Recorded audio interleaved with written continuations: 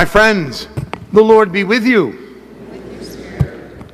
This is a reading from the Holy Gospel according to Luke. Glory to you, Lord. The two disciples recounted what had taken place on the way and how Jesus was made known to them in the breaking of bread. While they were still speaking about this, he stood in their midst and he said to them, "Peace be with you." But they were startled and terrified, and they thought they were seeing a ghost. Then he said to them, "Why are you troubled? And why do questions arise in your hearts? Look at my hands and my feet, that it is I myself. Touch me and see, because a ghost does not have flesh and bones, as you can see that I have." And as he said this, he showed them his hands and his feet. While they were still incredulous for joy and were amazed, he asked them, "Have you anything here to eat?"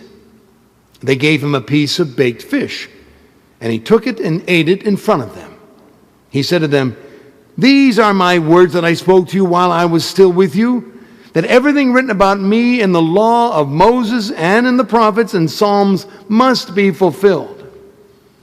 Then he opened their minds to understand the scriptures, and he said to them, "Thus it is written, that the Christ would suffer and rise from the dead on the third day, and that repentance for the forgiveness of sins would be preached in his name to all the nations, beginning from Jerusalem. You are witnesses of these things." The Gospel of the Lord. Alleluia, alleluia, alleluia, alleluia.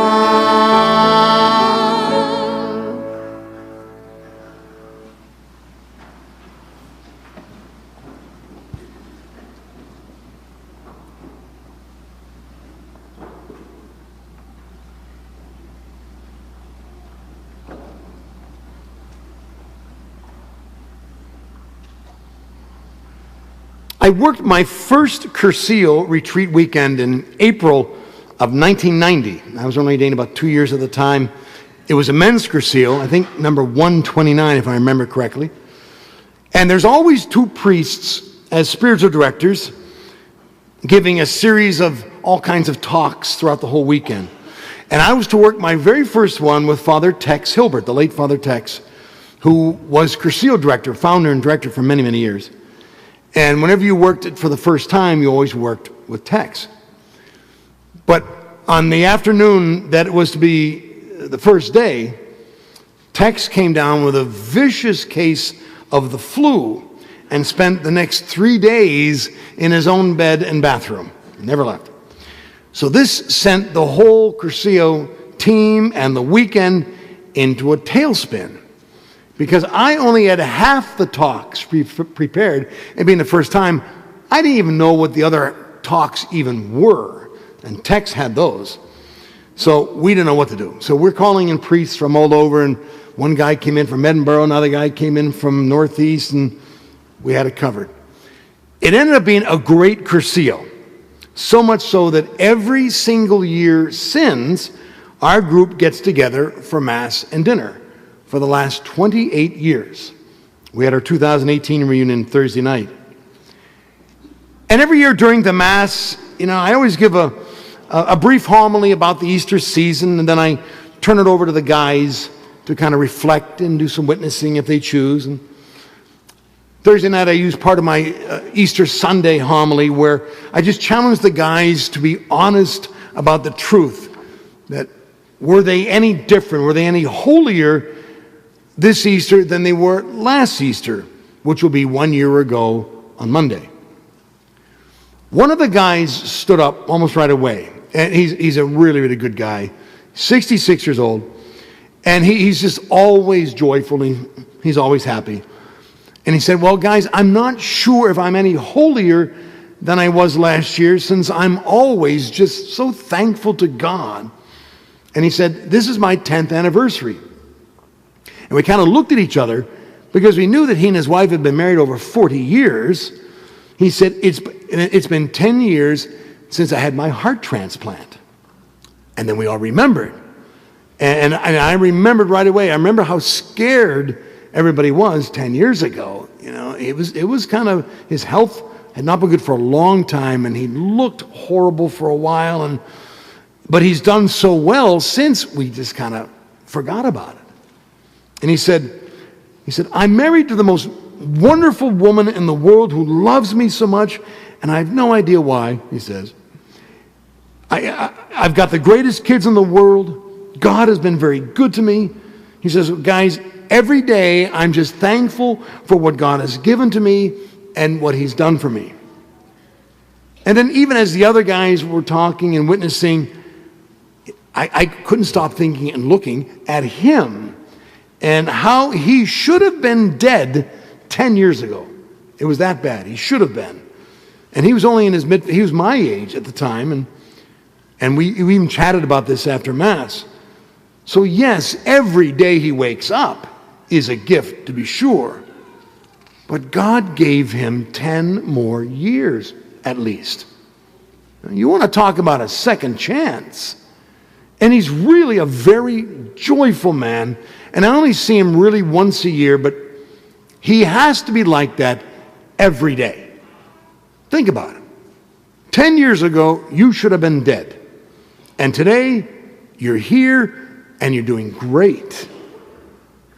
No matter how goofy and weird that this world and our society has become, no matter what has gone wrong in your life, no matter about all the uncertainty about the future, you got a second chance to live.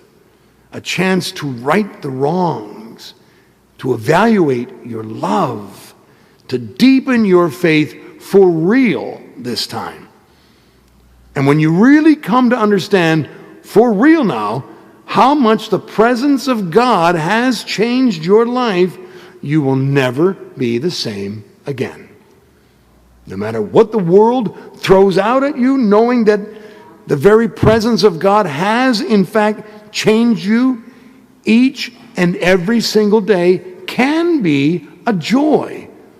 It can be a day when you are really that much closer to the Lord. It can. So who are these two disciples? And who are the people that the risen Jesus appears to? From the passage before, we realize that these two have just joined a group of believers. Luke says, the two disciples recounted to all those believers, recounted what had been taking place on the way and how Jesus was made known to them in the breaking of the bread. Now this was the very last verse of the last passage right before this one. It's called the journey to Emmaus. How on the late afternoon of the resurrection, Jesus appeared to these two disciples on the road as they traveled to the town of Emmaus, and they were distraught about what had just happened to their beloved Jesus. They don't recognize him, and they don't recognize him until he breaks the bread during the meal that they share.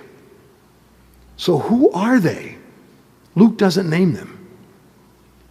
Do you remember when Jesus sent out those further 72 disciples along with the apostles to go out on a missionary journey and to preach the good news about Jesus?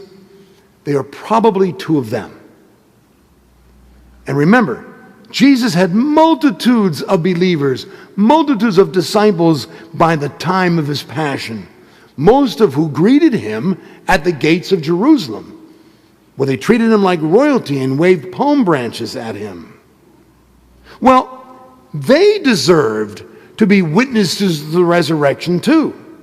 So Jesus appeared to them. He appeared to them in his crucified body, the same body that he journeyed with them for those 3 years, with the same voice that he taught with. And, as we heard, he ate with them as well, to show them that he is real. He is risen. He is God.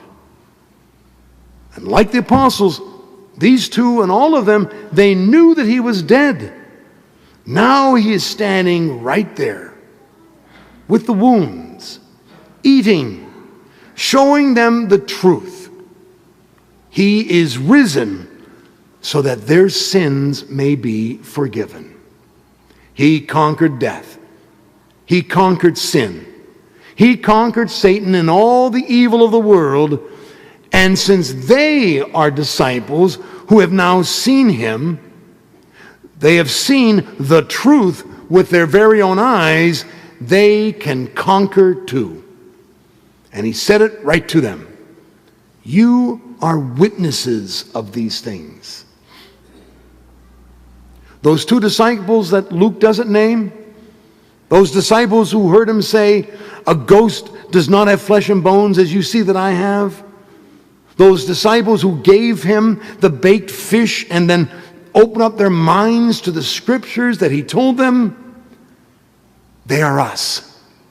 They are us.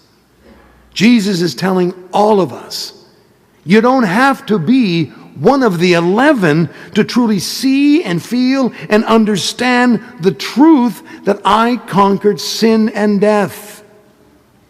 He wants us to experience the true and full joy of resurrection. Feel it right here and now in our lives, in this world. For we are to take that truth, feel it in our hearts, accept the forgiveness of our God for the sins of our past, praise him for the chance to live again, and go out there, back out into that crazy, weird ugliness of a world, and preach his word by the way we live our lives. We are witnesses of this truth, and we are baptized into this word. The rest of the mission that Jesus gives to his disciples happens when this Mass ends. I wish you all God's peace.